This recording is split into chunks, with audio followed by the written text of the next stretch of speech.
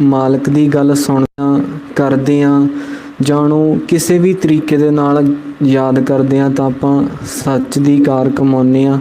ਜਿਸ ਤਰ੍ਹਾਂ ਮਹਾਰਾਜ ਦੱਸਦੇ ਨੇ, ਕਹਿੰਦੇ ਵੀ ਸੱਚੀ ਕਾਰੈ ਸੱਚ ਮਿਲੇ ਗੁਰਮਤਿ ਪੱਲੇ ਪਾਏ, ਸੋ ਨਰ ਜੰਮੇ ਨਾ ਮਰੇ ਨਾ ਆਵੇ ਨਾ ਜਾਏ। ਵੀ ਇਹ ਚੀਜ਼ ਜੋ ਆਪਾਂ ਸੱਚ ਦੀ ਕਾਰ ਕਮਾਵਾਂਗੇ ਤਾਂ ਇਹ ਗੁਰੂ ਦੀ ਮੱਤ ਦੁਆਰਾ ਪੱਲੇ ਪੈਣੀ ਆ, ਕਿਉਂਕਿ ਇਹ ਇੱਕ ਮੌਕਾ ਮਿਲਿਆ ਗੁਰੂ ਦੀ ਸ਼ਰਨ 'ਚ ਪੈਣ ਦਾ, ਗੁਰਮਤਿ ਲੈਣ ਦਾ ਅਤੇ ਨਾਮ ਬੀਜਣ ਦਾ। ਜਿਵੇਂ ਮਹਾਰਾਜ ਦੱਸਦੇ ਨੇ, ਕਹਿੰਦੇ ਵਣਜ ਕਰੋ ਵਣਜਾਰਿਓ, ਵੱਖਰ ਲਿਹੋ ਸੰਭਾਲ, ਤੈਸੀ ਵਸਤ ਵਿਸਾਹੀਐ ਜੈਸੀ ਨਿਭੈ ਨਾਲ। ਵੀ ਉਸ ਚੀਜ਼ ਦਾ ਬਿਜ਼ਨਸ ਕਰੋ, ਵਣਜ ਕਰੋ, ਵੀ ਜੋ ਤੁਹਾਡੇ ਇੱਥੇ ਵੀ ਕੰਮ ਆਵੇ ਅਤੇ ਜਦੋਂ ਇਸ ਦੁਨੀਆ ਨੂੰ, ਇਸ ਇਲਾਕੇ ਨੂੰ ਛੱਡ ਕੇ ਜਾਵੋ ਤਾਂ ਉਦੋਂ ਵੀ ਤੁਹਾਡਾ ਸਾਥ ਦੇਵੇ। ਉਹ ਸਿਰਫ ਸਾਥ ਉਸ ਨਾਮ ਨਹੀਂ ਦੇਣਾ, ਉਹ ਕਿਸੇ ਰਿਸ਼ਤੇਦਾਰ ਨੇ, ਭਰਾ ਨੇ, ਮਾਂ ਪਿਓ ਨੇ ਨਹੀਂ ਦੇਣਾ। ਜਿਵੇਂ ਮਹਾਰਾਜ ਦੱਸਦੇ ਨੇ, ਕਹਿੰਦੇ ਜਿਹ ਮਾਤ ਪਿਤਾ ਸਤ ਮੀਤ ਨਾ ਭਾਈ, ਮਨ ਊਹਾ ਨਾਮ ਤੇਰੇ ਸੰਗ ਸਹਾਈ। ਉਸ ਨਾਮ ਨੇ ਹੀ ਆਪਣਾ ਜਿਹੜਾ ਮੌਕਾ ਉਹ ਦਰਗਾਹ ਦੇ ਵਿੱਚ ਉਜਲਾ ਕਰਨਾ। ਸੋ ਉਸ ਅਕਾਲ ਪੁਰਖ ਵਾਹਿਗੁਰੂ ਜੀ ਦਾ ਨਾਮ ਧਿਆਉਂਦਿਆਂ ਕਿਸੇ ਵੀ ਪ੍ਰਕਾਰ ਦੀ ਢਿੱਲ ਨਹੀਂ ਕਰਨੀ, ਕਦੇ ਲੋਕ ਲੱਜਾ ਨਹੀਂ ਰੱਖਣੀ, ਸ਼ਰਮ ਮਹਿਸੂਸ ਨਹੀਂ ਕਰਨੀ ਮਾਲਕ ਦੀ ਗੱਲ ਕਰਨ ਲੱਗਿਆਂ। ਕਿਉਂਕਿ ਮਹਾਰਾਜ ਦੱਸਦੇ ਨੇ, ਕਹਿੰਦੇ ਲਾਜ ਮਰੇ ਜੋ ਨਾਮ ਨਾ ਲੈਵੇ, ਨਾਮ ਵਿਹੂਣ ਸੁਖੀ ਕਿਉਂ ਸੋਵੇ। ਵੀ ਜੋ ਮਾਲਕ ਦੀ ਗਰਨ ਕਰਨ ਲੱਗਿਆਂ, ਸੁਣਨ ਲੱਗਿਆਂ ਜਾਂ ਉਸ ਮਾਲਕ ਦਾ ਨਾਮ ਲੈਣ ਲੱਗਿਆਂ ਆਪਦੇ ਮਨਾਂ ਦੇ ਵਿੱਚ ਸ਼ਰਮ ਮਹਿਸੂਸ ਕਰਦੇ ਨੇ, ਕਹਿੰਦੇ ਉਹਨਾਂ ਨੂੰ ਸੁੱਖ ਦੀ ਨੀਂਦ ਨਹੀਂ ਆਉਂਦੀ। ਪਰ ਜੋ ਮਾਲਕ ਨੂੰ ਯਾਦ ਕਰਦੇ ਨੇ ਉਹਨਾਂ ਨੂੰ ਦਿਨੇ ਦਾ ਸੁੱਖ ਮਿਲਦਾ ਹੀ ਮਿਲਦਾ, ਉਹਨਾਂ ਨੂੰ ਰਾਤ ਨੂੰ ਵੀ ਮਾਲਕ ਆ ਜਿਹੜਾ ਉਹ ਸੁੱਖ ਦਿੰਦਾ, ਕਿਉਂਕਿ ਉਹ ਮਾਲਕ ਨੂੰ ਪਿਆਰ ਕਰਦੇ ਨੇ ਅਤੇ ਮਾਲਕ ਉਹਨਾਂ ਨੂੰ ਵੀ ਪਿਆਰ ਦਿੰਦਾ। ਅਤੇ ਜਿਸ ਤਰ੍ਹਾਂ ਉਹ ਬਿਆਨਤਾ ਅਤੇ ਉਹਦਾ ਪਿਆਰ ਵੀ ਬਿਆਨਤਾ, ਅਤੇ ਉਹਨੂੰ ਪਿਆਰ ਕਰਨ ਵਾਲੇ ਵੀ ਬਿਆਨਤ ਹੀ ਪਿਆਰ ਕਰਦੇ ਆ। ਅਤੇ ਪਿਆਰ ਦੇ ਵਿੱਚ ਗਿਣਤੀਆਂ ਮਿਣਤੀਆਂ ਨਹੀਂ ਹੁੰਦੀਆਂ ਵੀ ਇੰਨੇ ਪਾਠ ਕਰ ਲਏ ਜਾਂ ਇੰਨਾ ਕੁ ਸਮਾਂ ਮਾਲਕ ਨੂੰ ਯਾਦ ਰੱਖਣਾ, ਵੀ ਕਦੇ ਸਮਾਂ ਵੱਜ ਕੇ ਨਹੀਂ ਬੈਠਣਾ ਵੀ ਇੰਨਾ ਕੁ ਸਮਾਂ ਮਾਲਕ ਦੀ ਲਈ ਲਾਉਣਾ ਵਾ, ਕਿਉਂਕਿ ਉਹ ਬਿਆਨਤਾ, ਉਹਨੂੰ ਪਿਆਰ ਵੀ ਆਪਾਂ ਬਿਆਨਤ ਕਰਨਾ, ਕੋਈ ਉਹਦੇ ਲਈ ਸਮਾਂ ਬੰਨ੍ਹ ਕੇ ਨਹੀਂ ਰੱਖਣਾ। ਅਤੇ ਇਸ ਤਰ੍ਹਾਂ ਜਿਵੇਂ ਮਹਾਰਾਜ ਦੱਸਦੇ ਨੇ, ਕਹਿੰਦੇ ਸਭੇ ਵੇਲਾ ਵਕਤ ਵੀ ਅੱਠੀ ਭਉ ਹੋਏ। ਵੀ ਸਾਰਾ ਹੀ ਵੇਲਾ ਉਸ ਮਾਲਕ ਨੂੰ ਯਾਦ ਕਰਨਾ, ਅੱਠੇ ਪਹਿਰ ਉਸ ਮਾਲਕ ਨੂੰ ਯਾਦ ਕਰਨਾ, ਉੱਠਦਿਆਂ ਬਹਿੰਦਿਆਂ ਸੌਂਦਿਆਂ ਖਾਂਦਿਆਂ ਪੀਂਦਿਆਂ ਵੀ ਉਸ ਮਾਲਕ ਨੂੰ ਯਾਦ ਰੱਖਣਾ। ਵੀ ਅੱਗੇ ਜਾ ਕੇ ਕਹਿੰਦੇ ਨੇ, ਕਹਿੰਦੇ ਨਾਨਕ ਸਾਹਿਬ ਮਨ ਵਸੈ ਤਾਂ ਸੱਚਾ ਨਾਵਣ ਹੋਏ। ਮਨ ਦਾ ਇਸ਼ਨਾਨ ਉਦੋਂ ਹੀ ਹੋਣਾ ਜਦੋਂ ਮਾਲਕ ਆਪਣੇ ਮਨ ਦੇ ਵਿੱਚ ਵਸੂਗਾ। ਕਹਿਣ ਦਾ ਭਾਵ ਕਿ ਮਾਲਕ ਨੂੰ ਧਿਆਉਣਾ ਸਿਰਫ ਇਕੱਲਾ ਸਵੇਰ ਦਾ ਸਮਾਂ ਹੀ ਨਹੀਂ ਹੈਗਾ। ਆਪਣੇ ਮਨਾਂ ਦੇ ਵਿੱਚ ਬਹੁਤ ਵੱਡਾ ਇੱਕ ਭਰਮ ਆ ਕਿ ਅੰਮ੍ਰਿਤ ਵੇਲਾ ਜਿਹੜਾ ਉਹ ਸਵੇਰ ਦਾ ਹੀ ਆ। ਪਰ ਮਹਾਰਾਜ ਕਹਿੰਦੇ ਜਦੋਂ ਵੀ ਤੁਸੀਂ ਉਸ ਅਕਾਲ ਪੁਰਖ ਵਾਹਿਗੁਰੂ ਜੀ ਦੀ ਗੱਲ ਕਰਦੇ ਹੋ, ਵਡਿਆਈ ਕਰਦੇ ਹੋ, ਉਹਦੇ ਨਾਮ ਦੀ ਵਡਿਆਈ ਕਰਦੇ ਹੋ, ਉਹ ਵੇਲਾ ਹੀ ਅੰਮ੍ਰਿਤ ਆ, ਚਾਹੇ ਉਹ ਸਵੇਰ ਦਾ, ਚਾਹੇ ਸ਼ਾਮ ਦਾ, ਚਾਹੇ ਦੁਪਹਿਰ ਦਾ, ਚਾਹੇ ਰਾਤ ਦਾ। ਅੰਮ੍ਰਿਤ ਵੇਲਾ ਸੱਚ ਨਾਉ ਵਡਿਆਈ ਵਿਚਾਰ, ਉਹ ਸਾਰਾ ਹੀ ਵੇਲਾ ਮਾਲਕ ਵਧੀਆ ਵਾ। ਜਿਹੜੇ ਸਮੇਂ ਉਸ ਮਾਲਕ ਦਾ ਭਾਉ ਆ, ਉਹਦਾ ਡਰ ਖੌਫ ਵਾਲਾ ਡਰ ਨਹੀਂ। ਜਿਸ ਤਰ੍ਹਾਂ ਅੱਜ ਦੇ ਸਮੇਂ ਜੋ ਜੀਵ ਨੇ ਇੱਕ ਜਿਸ ਤਰ੍ਹਾਂ ਬਿਮਾਰੀ ਫੈਲੀ ਹੋਈ ਆ, ਉਹਦੇ ਖੌਫ ਤੋਂ ਡਰ ਰਹੇ ਆ।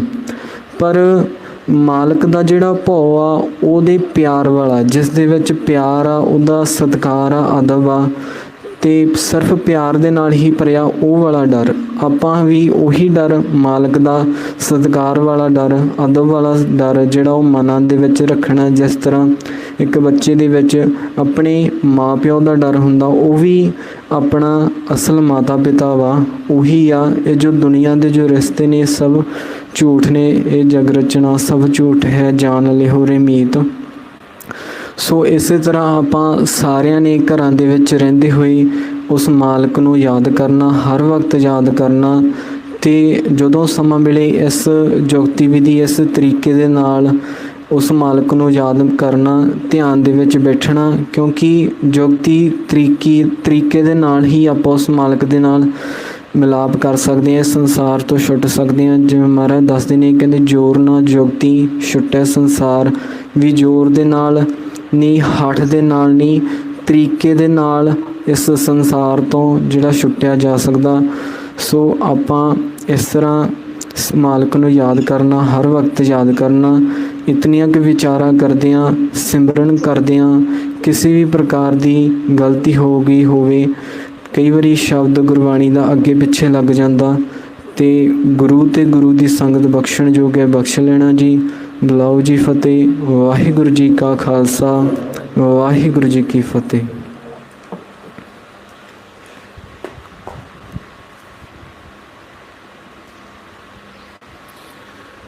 ਹਾਂਜੀ, ਗੁਰਮੁਖ ਪਿਆਰਿਓ, ਵਾਹਿਗੁਰੂ ਜੀ ਕਾ ਖਾਲਸਾ, ਵਾਹਿਗੁਰੂ ਜੀ ਕੀ ਫਤਿਹ। ਇਹ ਸਨ ਗੁਰਮੁਖ ਪਿਆਰਿਓ ਭਾਈ ਜਸਕਰਨ ਸਿੰਘ ਜੀ ਸ਼ੇਰਪੁਰੇ ਤੋਂ। ਗੁਰਮੁਖਾਂ ਤੋਂ ਆਪਾਂ ਵਿਚਾਰ ਸੁਣੀ ਆ। ਇਹ ਟ੍ਰੇਨਿੰਗ ਲੈ ਰਹੇ ਨੇ ਬੱਚੇ, ਪ੍ਰੈਕਟੀਕਲ ਵੀ ਅਤੇ ਇਕੱਠ ਕਹਾਣੀ ਕਰਨ ਦੀ ਵੀ। ਬਹੁਤ ਸੋਹਣੀ ਵਿਚਾਰ ਬੱਚੇ ਨੇ ਕੀਤੀ ਹੈ। ਮਹਾਰਾਜ ਹੋਰ ਕਿਰਪਾ ਕਰਨ, ਅੱਗੇ ਹੋਰ ਖਜ਼ਾਨਾ ਬਖਸ਼ਿਸ਼ ਕਰਨ ਕਿ ਸਾਰੀ ਦੁਨੀਆ ਦੇ ਉੱਤੇ ਇਹ ਖਜ਼ਾਨਾ ਜਿਹੜਾ ਹੈ ਇਹ ਬੱਚੇ ਵਰਤਾਉਂਦੇ ਰਹਿਣ। ਅਗਲੀ ਵਾਰੀ ਆਪਾਂ ਭੁਪਿੰਦਰਪਾਲ ਸਿੰਘ ਜੀ ਨੂੰ ਬੇਨਤੀ ਕਰਾਂਗੇ, ਉਹ ਵਿਚਾਰ ਸੁਣਾਉਣਗੇ। ਅੱਜ ਇੱਥੇ ਹੀ ਸਮਾਪਤੀ ਕਰਦੇ ਹਾਂ। ਆਪਸ ਵਿੱਚ ਬੈਠ ਕੇ ਜੇ ਕੋਈ ਵਿਚਾਰਾਂ ਕਰਨੀਆਂ ਆਪਾਂ ਕਰਾਂਗੇ। ਸਾਡੇ ਤੋਂ ਵੀ ਕੋਈ ਗਲਤੀ ਹੋ ਗਈ ਹੋਵੇ ਤਾਂ ਸਾਨੂੰ ਵੀ ਮਾफ़ ਕਰਨਾ। ਵਾਹਿਗੁਰੂ ਜੀ ਕਾ ਖਾਲਸਾ, ਵਾਹਿਗੁਰੂ ਜੀ ਕੀ ਫਤਿਹ।